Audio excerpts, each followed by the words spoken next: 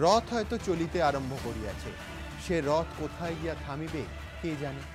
এভাবেই শেষ হচ্ছে তারাশঙ্করের গণদেবতা উপন্যাসের প্রথম পর্ব। পঞ্চায়েত ভোট ক্রমশ এগোচ্ছে, গড়াতে শুরু করেছে রাজনৈতিক তৎপরতার রথ। আর বাংলার গণদেবতার আরও কাছে পৌঁছতে শাসক থেকে বিরোধী সবাই জোর দিচ্ছে সরাসরি জনসংযোগে। মমতা বন্দ্যোপাধ্যায় জেলায় জেলায় বৈঠক করে প্রশাসনিক স্বচ্ছতার বার্তা দিচ্ছেন। অভিযোগ থাকলে রেয়াত করছেন না পুলিশ, আমলা, এমনকি নিজের দলের নেতাদেরও। উল্টো দিকে বিজেপিও কেন্দ্রের মোদী সরকারের সাফল্যের খতিয়ান প্রচারে জেলায় জেলায় মোদী মেলার আয়োজন করছে। সেখানে হাজির থাকছেন দলের দিল্লির নেতারাও। পাশাপাশি রামনবমীর পর এবার রথযাত্রাকেও প্রচারস্থ করার প্রস্তুতি নিচ্ছে দল। জনসংযোগের এই তৎপরতার ছবিটা দেখিয়েই আজকের এই সফর শুরু করব। দেখুন, দিন ঘোষণা হয়নি ঠিকই, তবে রাজ্যে পঞ্চায়েত ভোটের আঁচ এখনই স্পষ্ট টের পাওয়া যাচ্ছে। জনসংযোগ বাড়াতে ময়দানে নেমে পড়েছে শাসক বিরোধী সব পক্ষই। উদ্দেশ্য এক, শুধু অস্ত্র আলাদা। একদিকে মুখ্যমন্ত্রী জনসংযোগের জন্য বেছে নিচ্ছেন জেলায় জেলায় প্রশাসনিক বৈঠককে, অন্যদিকে বিজেপির হাতিয়ার মোদী মেলা থেকে কেন্দ্রের প্রকল্পের প্রচার। একের পর এক বৈঠক থেকে মমতা বন্দ্যোপাধ্যায়ের গলায় সেই সব প্রসঙ্গ যার সঙ্গে সরাসরি যুক্ত সাধারণ মানুষ। কখনো দলীয় নেতা বা মন্ত্রীকে হুঁশিয়ারি, কখনো প্রশাসনিক কর্তাদের ধমক। পাবলিক যদি কোনো কাজের জন্য যায়, আমার কাছে অনেক সেভারাল কমপ্লেন আছে, আমি চিফ সেক্রেটারিকে বলবো to give instruction to all the DMs, through DMs to all the BDOs and SDOs. শুক্রবার দক্ষিণ 24 পরগনার প্রশাসনিক বৈঠকেও মুখ্যমন্ত্রী ছিলেন একেবারে স্ট্রেট ফরওয়ার্ড মেজাজে। কখনো হাসপাতালের রক্ষণাবেক্ষণ নিয়ে তিনি ভৎসনা করেন স্বাস্থ্য সচিবকে। কট ব্লাড আমরা অলরেডি পশ্চিমবাংলাতেই তৈরি করেছি, এবং এটা তৈরি করতে গিয়ে আমাদের অনেক খাটতে হয়েছে, কিন্তু এখনো কেন চালু হচ্ছে না Shuklaji? I am sorry to say, you please take care. আমি তোমাকে কেন বলবো 2 মাস 3 মাস পর পর তুমি চালু করছো না কেন? আমাকে দিয়ে তুমি উদ্বোধন করেছো 1 বছর আগে, মানে প্রিজার্ভেশন হচ্ছে ওখানে এখন। তুমি আমাকে দিয়ে উদ্বোধন করিয়েছো 1 বছর আগে, তাহলে এটা ফুল ফ্লেজড অপারেশনাল অর নট, আমি এইটুকু জানতে চাই। কখনো 100 দিনের কাজ নিয়ে ধমক দেন জেলা শাসককে। ডিএম এর কাছে জিজ্ঞেস করবো 100 দিনের কাজে এত খারাপ কেন হলো এই জেলা? why the performance is so bad for 100 days job? 54 দিন থেকে 45 এলো কি করে? এক বিধায়ক মুখ্যমন্ত্রীর সামনেই অভিযোগ করেন পুলিশের ভূমিকা নিয়ে। প্রশাসনিক ব্যাপারটা সাধারণ মানুষ কিন্তু আমাদের পুলিশ প্রশাসনের উপরে কিন্তু ভালো চোখে দেখছে না। সঙ্গে সঙ্গে পুলিশ অফিসারদের দাঁড় করিয়ে ধমক মুখ্যমন্ত্রীর। কোন থানা? কোন থানা? আমি জয়নগর থানা বলি। জয়নগর থানার আইসি কে? জয়নগর থানার আইসি কে? সেখানে গেলে বারুইপুর থানার আইসি কে? আপনারা লোকজনের সাথে ভালো ব্যবহার করেন না? একটু লোকের সাথে কথা বলবেন না? তাহলে আইসি হবেন কেন? আইসির তো ফার্স্ট কোয়ালিটি হচ্ছে মানুষের সাথে কথা বলা ভালো করে। এটা তো ঠিক নয়। আপনার যারা নিচে আছে তাহলে কিন্তু আমি চেঞ্জ করে দেবো ভাই, কিছু করার নেই। রীতিমতো অ্যাপ দেখিয়ে পুলিশকে বলে দেওয়া কিভাবে নজর রাখতে হয়। কে কি করছে আপনি শুধু ক্যামেরাটা চালু থাকবে, লাইভ ক্যামেরা, দেখে নেবেন কে কি করছে না করছে, কোথায় লোক বসে আছে, কেন বসে আছে। আমরা অনেক হসপিটালে করি। এই দেখো এসএস কেম দেখা যাচ্ছে এখান থেকে কি হচ্ছে, দেখো দেখো জাস্ট কানেক্ট করলো এটা এসএস কেম, দেখো কি হচ্ছে, কোথায় কে দাঁড়িয়ে আছে, কি হচ্ছে, কোথায় অনেকগুলো উইন্ডো আছে। মমতা বন্দ্যোপাধ্যায়ের প্রশাসনিক সভায় সমস্যার কথা তুললেন ভাইপো তথা ডায়মন্ড হারবারের সাংসদ অভিষেক বন্দ্যোপাধ্যায়। সঙ্গে সঙ্গে চড়া সুরে ফের সেই কমিশন না খাওয়ার হুঁশিয়ারি মুখ্যমন্ত্রীর। সংশ্লিষ্ট দপ্তরের যারা আধিকারিকরা আছে তাদেরকে এটা দায়িত্বের সাথে দেখতে হবে যে পাইপলাইনগুলো জাম হয়ে যায়, তারা সেই কাজগুলো দ্রুত সম্পূর্ণ করতে পারে না। পিএইচি কে যেটা দেখতে হবে, এক সেকেন্ড দাঁড়া, পিএইচি কে যেটা দেখতে হবে সৌরভ, সেটা হচ্ছে পাইপলাইনগুলো জ্যাম হবে কেন? সে টাকা দিয়ে লাগাচ্ছে বড় বড় পাইপটা, জ্যাম হবে কেন? তার মানে কি অর্ধেক কাজ করছে আর অর্ধেক কমিশন খেয়ে পালাচ্ছে? এটা হবে না। Tell them not to do like this. Ma'am যেটা অনারেবল এমপি বলছেন ওটা ফার্স্ট প্রজেক্ট, এটা ডোয়ারিয়া 1 এর কয়েক বছর আগে এটা সম্পূর্ণ হয়েছে। সুতরাং যদি ফার্স্ট যদি হয়েও থাকে কেন করবে? হ্যাঁ, তার মানে আগেরগুলো চুরি করেছে, সেই চুরি যাতে আর ফার্দার না হয় সেগুলো নজর রাখতে হবে। বিজেপি বলছে এইসব হুঁশিয়ারি, ধমকানো, লোক দেখানো। তাদের দাবি দুর্নীতির প্রতি সত্যি খড়গহস্ত হলে কেন সারদা নারদে অভিযুক্তদের বিরুদ্ধে ব্যবস্থা নিচ্ছেন না মমতা? ममता जी, आपको कहीं अपने एमएलए को डांटना है, आपको कुछ भी करना है, एक काम कर दीजिए, वो है कि नारदा के अंदर आपके जो एमएलए हैं, आपके जो मिनिस्टर्स हैं, जो आपके एमपी हैं, जो आपके पुलिस अधिकारी हैं, उनको आप अपनी पार्टी और अपने एडमिनिस्ट्रेशन से हटा दीजिए। पब्लिक आपकी इमेज अपने आप ठीक कर लेगी। কিন্তু বিজেপি মমতা বন্দ্যোপাধ্যায়কে কটাক্ষ করলেও পঞ্চায়েত নির্বাচনের আঁচ টের পাচ্ছে তারাও। পর্যবেক্ষকদের মতে মুখ্যমন্ত্রীর এই জনসংযোগ যে মানুষের মনে দাগ কাটবে তা আঁচ করেই বিজেপি মোদী সরকারের 3 বছর পূর্তি উপলক্ষে নেমে পড়েছে বাংলা জুড়ে। কেন্দ্রীয় প্রকল্পে মানুষ কিভাবে উপকৃত হচ্ছে তার ফলাও করে প্রচার করতে রাজ্যে এখন হেভিওয়েট বিজেপি নেতা মন্ত্রীদের সমাগম। দুর্গাপুরে এসেছেন বিজেপি শাসিত ঝাড়খণ্ডের মুখ্যমন্ত্রী রঘুবর দাস। चीन अमेरिका के भारत सबसे तेजी से अर्थव्यवस्था बढ़ने वाली कोई सरकार है, कोई देश है तो है भारत। উত্তর 24 পরগনার আমডাঙ্গায় মোদী মাহাত্ম্য প্রচারে হাজির বিজেপি নেতা তথা উত্তরপ্রদেশের মন্ত্রী সিদ্ধার্থনাথ সিংহ। জলপাইগুড়িতে বিজেপি নেতা শাহনওয়াজ হোসেন। দক্ষিণ দিনাজপুরে অসমের বিজেপি সাংসদ রামেশ্বর তেলি। 11 তারিখ হাওড়ায় আসার কথা রেলমন্ত্রী সুরেশ প্রভু। বীরভূমে আবার বিজেপির জনসংযোগের অঙ্গ হিসেবে শুরু হয়েছে বিস্তারকদের প্রশিক্ষণ। লক্ষ্য বিজেপির আদর্শ মানুষের মধ্যে ছড়িয়ে দেওয়া। মূলত আমরা বুথ ভিত্তিক সংগঠনকে জোর করার জন্য এবং আজকে আমাদের বিজেপি সরকার মোদিজির যে 3 বছর পূর্তি উপলক্ষে যে উন্নয়নটা করা হয়েছে, ভারতবর্ষের উন্নয়ন, তার প্রচার এবং সেই উন্নয়ন কতখানি মানুষের কাছে পৌঁছেছে সেটাও আমরা রিটার্ন পাবো। তাই আমরা বুথে বুথে যাব। যদিও তৃণমূল এই কর্মসূচিকে গুরুত্ব দিতে নারাজ। 15 দিন কেন 15 মাস করলেও আমাদের কিছু বয়ে যাবে না। কিন্তু মমতা ব্যানার্জি গ্রামগঞ্জে যা উন্নয়ন করে দিয়েছে তাকে ঢাকতে গেলে, তাকে মিথ্যা কথা বলতে গেলে গ্রামের মানুষ তো শুনবে না। গ্রামের মানুষ 15 সেকেন্ড থাকতে দেবে না। বিজেপি তৃণমূল দুপক্ষকেই কটাক্ষ করছে সিপিএম। এগুলো হচ্ছে সিরিয়াল। মুখ্যমন্ত্রী যেটা সেটা একটা সিরিয়ালের একটা পর্ব। উনি যা বলছেন, এই সরকার যা করছে, কেন্দ্রের সরকারের 3 বছর হয়েছে, রাজ্যের সরকারের 6 বছর হয়েছে, সবই হচ্ছে মিথ্যা। এর মধ্যে কোনো সত্য ভিত্তি নেই। সব মিলিয়ে পঞ্চায়েত ভোটের আগে দুপক্ষেরই প্রস্তুতি তুঙ্গে। এখন শুধু লড়াইয়ের ঘণ্টা বাজার অপেক্ষা। এবিপি আনন্দ। রাজুকে দিয়ে শুরু করব। রাজু, বিরোধীরা নিঃসন্দেহে সিনেমা, সিরিয়াল এসব বলছেন, কিন্তু প্রকাশ্যে কাউন্সিলর, বিধায়ক, চেয়ারম্যান, পঞ্চায়েত সদস্য, ওসি, আইসি, এসপি, ডিএম, আজকে দেখলাম স্বাস্থ্য সচিবকেও রেয়াত করা হচ্ছে না। একটা পাবলিক ইমেজ হয়তো তৈরি হচ্ছে, কিন্তু পাবলিকলি অ্যাকাউন্টেবিলিটি তৈরি হচ্ছে, পাবলিকলি ডেডলাইন অ্যানাউন্স হচ্ছে। স্টেডিয়াম তৈরি করতে গিয়ে যে কাটমানি দিতে হয় বা দক্ষিণা নেওয়ার ফাঁদটা কোথায় সেটা ক্লিয়ারলি বলে দেয়া হচ্ছে। কোথাও তো এর একটা ইম্প্যাক্ট আছে কোটি কোটি মানুষের সামনে, সবাই দেখছেন। না, একটা নতুন রূপ মমতা ব্যানার্জির উঠে আসলো। কারণ আপনারা জানেন মমতা ব্যানার্জি খুব ভালো কবিতা লেখে, দুর্দান্ত ছবি আঁকেন, আর আপনাদের মাধ্যমে আমরা দেখতে পেলাম যে তিনি এক সেরা অভিনেত্রী। একদম দুর্দান্ত স্ক্রিপ্ট সাজানো আর সুন্দর অভিনয় করে চলেছে। দেখুন, উন্নয়ন নিয়ে বৈঠক হচ্ছে, সেখানে তিনি কি করছেন না, বখরা কে কত কাটমানি খেয়েছে তার হিসাব দাও আমাকে। আমি তো নারদার হিসাব দেখে নিয়েছি, কারণ টিভিতে দেখা গেছে আমার নেতারা, আমার ভাইরা কত টাকা পেয়েছে। কিন্তু এখানে তোমরা বাবা কে কত টাকা নিয়েছো সেই বখরাটা দাও আমাকে, বখরাটার কথা বলো আমাকে, আমাকে না জানিয়ে কেন এসব করছো। আজকে দেখুন তো লজ্জা লাগে না মমতা ব্যানার্জি? যারা নারদায় হাত পেতে টাকা নিয়েছে তার পাশে বসে সারাক্ষণ ঘোরেন সেই মন্ত্রীরা, তাদের বিরুদ্ধে কোনো ব্যবস্থা নিতে পারছেন না। আর আজকে গিয়ে উনি বড় বড় কথা বলছেন, ওখানে মানুষকে ভাওতা দিচ্ছেন, ভুল বোঝাচ্ছেন। আজকে বাংলার মানুষকে কোথায় নিয়ে যাচ্ছেন? এইভাবে বাংলার মানুষকে বোকা বানানো যাবে না, ধোঁকা দেওয়া যাবে না। না, বিজেপি সম্পর্কে বলতে গেলে দুটো কথা খালি আমি বলবো যে মানে বিজেপিরও 3 বছরের সরকার, তার মোদি মেলা চলছে, তা সেখানে স্বদেশী জাগরণ মঞ্চ সরাসরি বিজেপিকে অ্যাটাক করেছে। যে দেশের বৃদ্ধি যেখানে দেখানো হচ্ছিল, তখন ভাবছিল 7.1 হবে, এখন দেখছি আমরা 6.1। তা তখন বলছে যে রোজগার বেড়েছে মাত্র 1%। ফলে খুব স্বাভাবিকভাবে যে প্রধানমন্ত্রী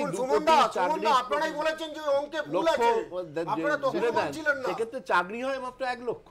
ফলে মানুষের সামনে কিন্তু এই মুহূর্তে ভালো জায়গা নেই। এবং আমি সবথেকে গুরুত্বপূর্ণ আপনারা যে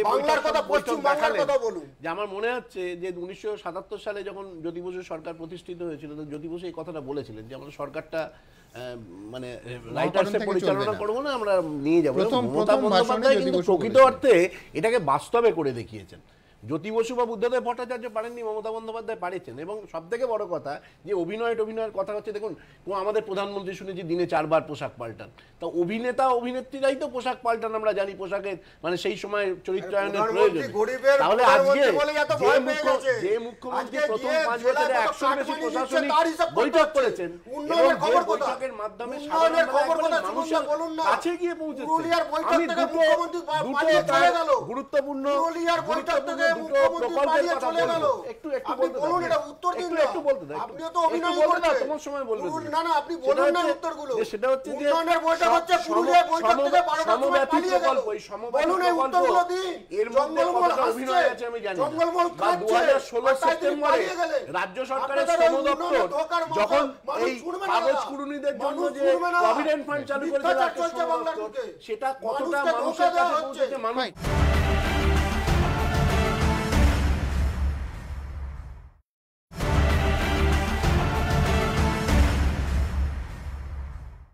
দ্রুত দর্শকদের দেখাতে চাইব, যেখানে শুরুতেই বলছিলাম যে রামনবমী, আমরা জানি রামনবমী উদযাপন এবং তারপরে পরবর্তীকালে একের পর এক বিতর্ক সেই রামনবমীকে কেন্দ্র করে রথযাত্রার উদ্যোগও নেওয়া হচ্ছে। দেখুন, রামনবমী উপলক্ষে মিছিলে বিজেপি নেতাদের দেখা গিয়েছে তরোয়াল হাতে।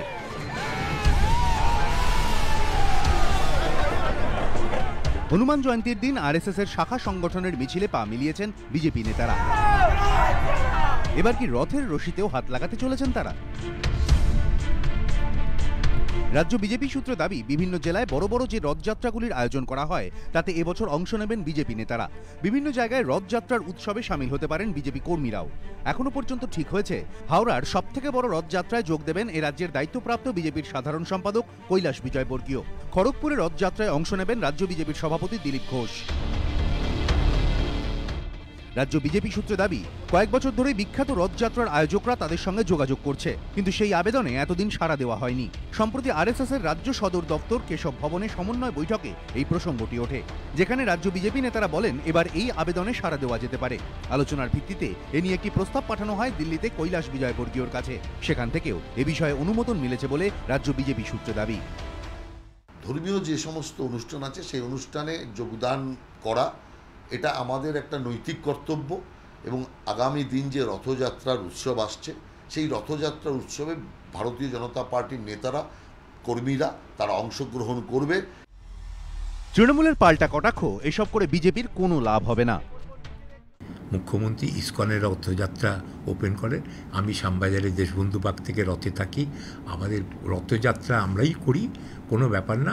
বিজেপি যদি রথযাত্রা করতে চায় ভালো কথা, কিন্তু হ্যাঁ ঠাকুর বলেছেন না যে এই রাস্তা দিয়ে যাওয়ার সময় পদভাবে আমি, হ্যাঁ ওভাবে আমি, আসল কথাটা মনের মধ্যে ওদেরকে চিন্তাটা করতে হবে যে এইসব করে লাভ নেই। সম্প্রতি রামনবমী এবং হনুমান জয়ন্তী উপলক্ষে সশস্ত্র মিছিলে বিজেপি নেতাদের অংশগ্রহণ ঘিরে রাজ্য রাজনীতিতে কার্যত তুলকালাম শুরু হয়েছে। তা নিয়ে এখনো বিজেপিকে লাগাতার আক্রমণ শানিয়ে চলেছেন মমতা বন্দ্যোপাধ্যায়। কম্পিটিশন, মারপিটের কম্পিটিশন, তরোয়াল খেলার কম্পিটিশন, তারা নাকি হিন্দু ধর্ম, আমরা সব কোন ধর্ম পড়ো ধর্ম, ধার করো, নকল রাম নিয়ে এসে পুজো করো। তুমি কে হরিদাস? তুমি ঠিক করবে আমি কাকে পুজো করব? ওদের কালচার বহিরাগত কালচার, এবং তারা তরোয়াল ঘুরিয়ে বলে দেবে আমি যেটা বলবো সেটা। আমরা বলি তোমরা বিদায় নাও, বাংলায় তোমাদের স্থান নাই। পর্যবেক্ষকদের একাংশের মতে এ রাজ্যে রামনবমী বা হনুমান জয়ন্তীর থেকে রথযাত্রা অনেক পরিচিত উৎসব। বহু পরিবারে এই উৎসব পালিত হয়, আর এটা রাজ্য বিজেপিও জানে।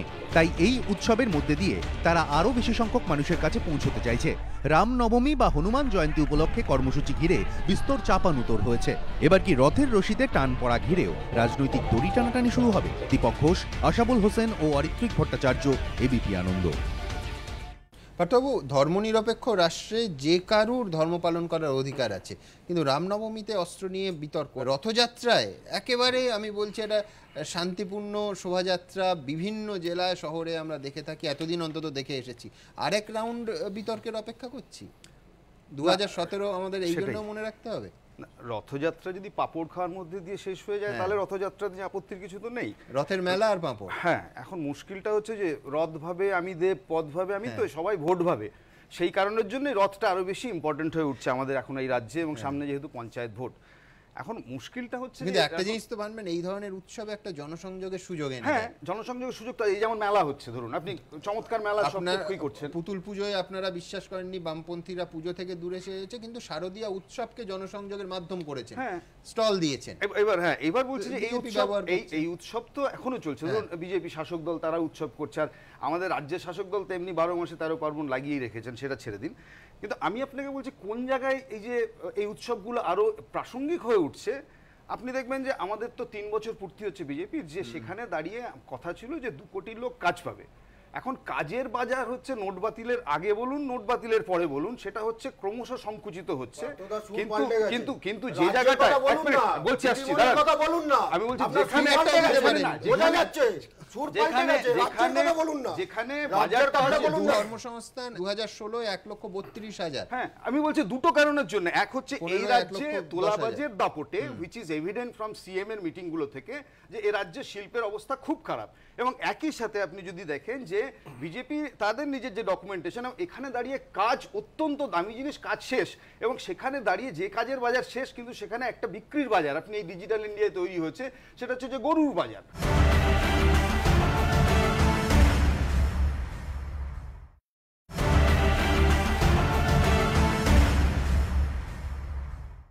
বিজেপি তাদের নিজের যে ডকুমেন্টেশন, এখানে দাঁড়িয়ে কাজ অত্যন্ত দামি জিনিস, কাজ শেষ, এবং সেখানে দাঁড়িয়ে যে কাজের বাজার শেষ, কিন্তু সেখানে একটা বিক্রির বাজার আপনি এই ডিজিটাল ইন্ডিয়ায় তৈরি হয়েছে, সেটা হচ্ছে যে গরুর বাজার।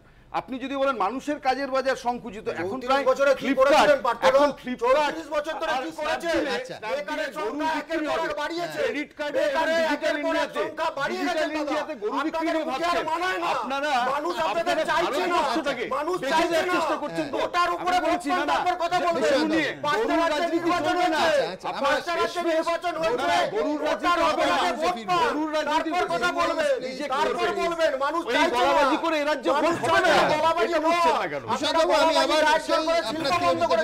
মাইক্রো লেভেল ডেভেলপমেন্ট, এই যে জনসংযোগ কতটা বড় ফ্যাক্টর হতে পারে পঞ্চায়েত ভোটের আগে।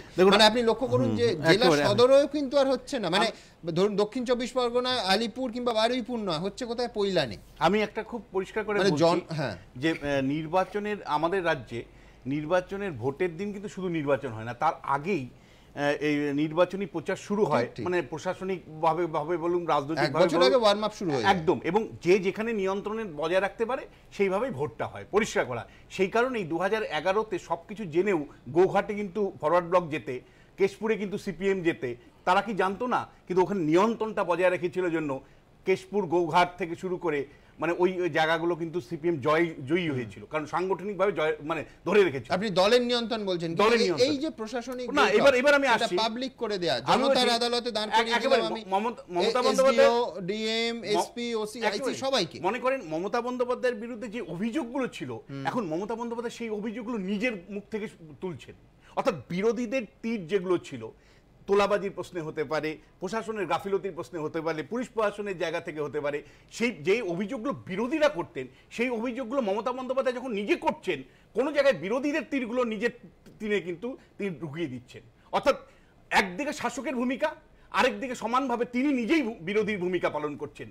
অর্থাৎ একই ব্যক্তি দুটো সত্তার মধ্যে কিন্তু বিরাজ করছেন। ফলে সামগ্রিকভাবে সোসাইটি বা অন্যভাবে দেখলে যে সমালোচনার অংশগুলো থেকে আমি নিজেকে বিযুক্ত করে নিলাম, আমি মুশকিল আসেন ওই সমস্যাগুলো সমাধান করি। না, আমি পারি মানে এই সমালোচনাগুলোকে সমাধান করতে। ফলে সব মিলে যেটা যাচ্ছে যে, এবং আরেকটা বার্তার মধ্যে দিয়ে আসছে, সেটা হলো যে মানে মমতা বন্দ্যোপাধ্যায় যে আর 5 জন এমএলএ এমপির থেকে আলাদা, সেটা এই ধরনের প্রশাসনিক সভাগুলোর থেকে পরিষ্কার। যে কেন একজন এমএলএ ঘুষ নিচ্ছে বা কাটমানি নিচ্ছে, সেটা যখন প্রশ্ন করছে, তখন মানুষের মধ্যে আস্থা তৈরি হচ্ছে যে নেত্রী হলো সবার থেকে উপরে। যে জায়গাটা আমার কাছে ইম্পর্টেন্ট মনে হয়েছে, আপনি কিছুক্ষণ আগে দেখালেন যে বিজেপিও কিন্তু এই প্রতিযোগিতায় নেমেছে।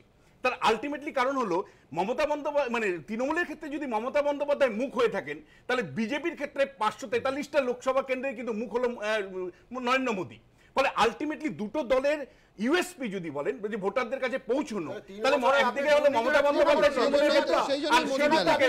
সেদিক থেকে সরাসরি ইমপ্যাক্ট করবে। রাজু, কিসের ইমপ্যাক্ট? না, বিশ্বনাথ বাবু বলছেন যে বাবু যেটা বলছেন, আমি পঞ্চায়েত ভোটে না এই সরাসরি এই যে সমস্যা থেকে জনসংযোগ এবং মুশকিল আসান হিসেবে মুখ্যমন্ত্রী আছেন, যা যা অভিযোগ বিরোধীরা করেছে তিনি সেগুলো সলভ করে দিচ্ছেন। আমি তো বললাম আপনাকে যে একদম খাঁটি প্রকৃত অভিনেত্রী, স্ক্রিপ্ট লেখা হয়েছে, তিনি আর সবাই চোর, তার থেকে তিনি নিজেকে ডিস্টেন্স করছেন। আমি কবিগুরুর একটা ছোট্ট করে একটা দুটো লাইন, মানুষ তো নেতৃত্বকে দেখে ভোট দেয়, আমি বলছি মানুষ তো নেতৃত্বকে দেখে ভোট দেয়, মানুষ তো এমএলএ কে দেখে ভোট দেয়। ডিফেন্ড করবে যারা হাত পেতে টাকা দিচ্ছে তাদের ডিফেন্ড করবে না, আপনারা সেই দলে চলে গেলেন। শিক্ষিত সমাজের মানুষ যেখানে প্রাক্তন আলটিমেট তার পশ্চিমবঙ্গের এই অবস্থায় জন্য আমাকে একটু বলতে দিন, দুটো গুলিয়ে দেওয়া হবে। রবীন্দ্রনাথ কবিতা বার্তা দিয়েছে, রবীন্দ্রনাথের গান তৈরি বানাচ্ছে, আপনারা এত আপত্তি কেন? দুটো লাইন শুনে নিন,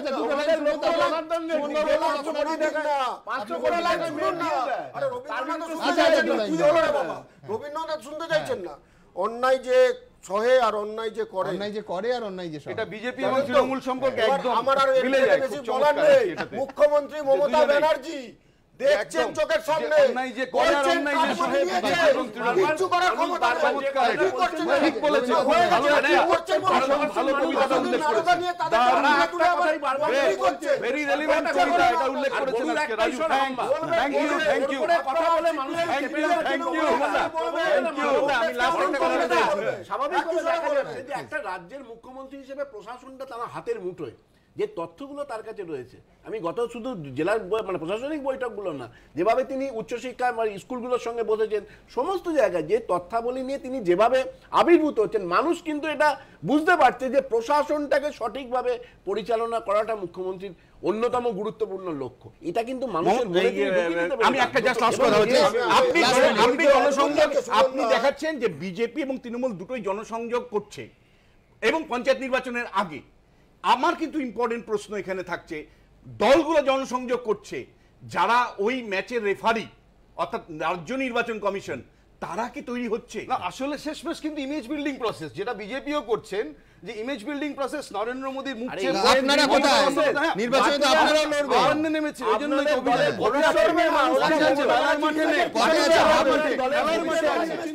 মাঠে নেই, খেলার মাঠে আছে। দেখুন মমতা ব্যানার্জি ভয় পেয়ে গেছে, কারণ তিনি বলতেন না গরিবের নেত্রী, গরিবের নেত্রী।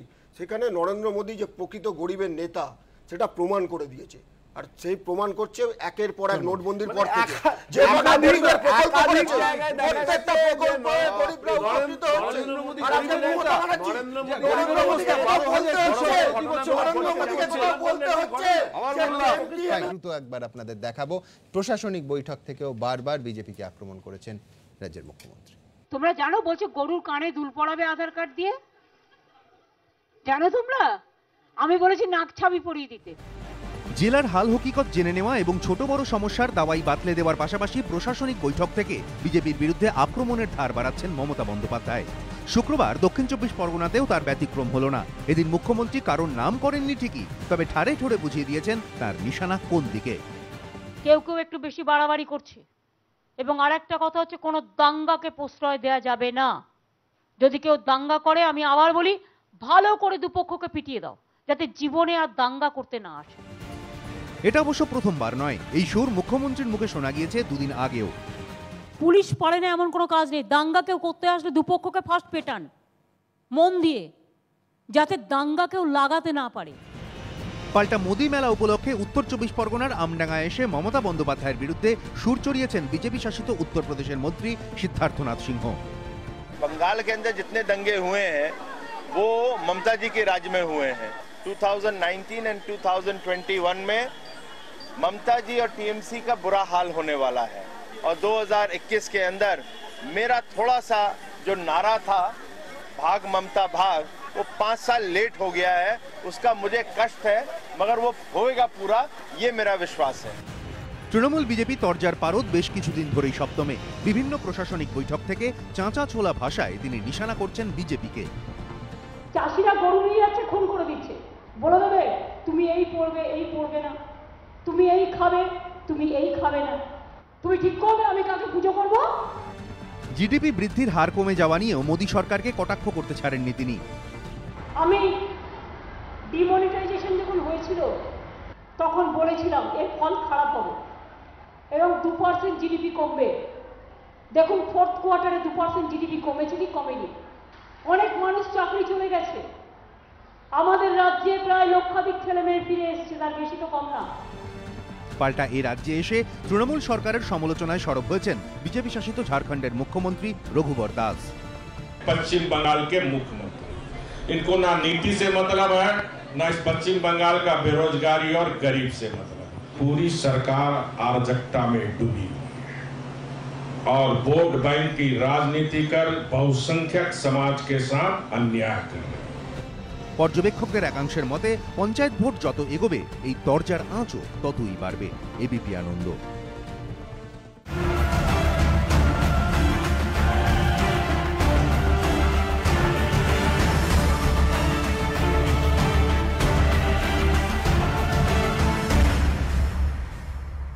ঘণ্টাখানেক সঙ্গে সুমন নিবেদন করছে আধুনিক টিএমটি বার্স, ভরসা হমেশা। NIPS hotel management, eastern India's number 1। Wildstone perfumes, লোক তো নোটিস করবেই। পার্টনার বাই, অনিয়মিত জীবনে লিভারের সুরক্ষায় ব্যবহার করুন Livosin DS. Adi Akshay and company, college street ও বড়বাজার। এক্সাইড ইনভার্টিউলার, চলবে দ্বিগুণ। এবং সুরক্ষা ডায়াগনস্টিক, 25 বছর ধরে সবার সুস্থ থাকার ঠিকানা।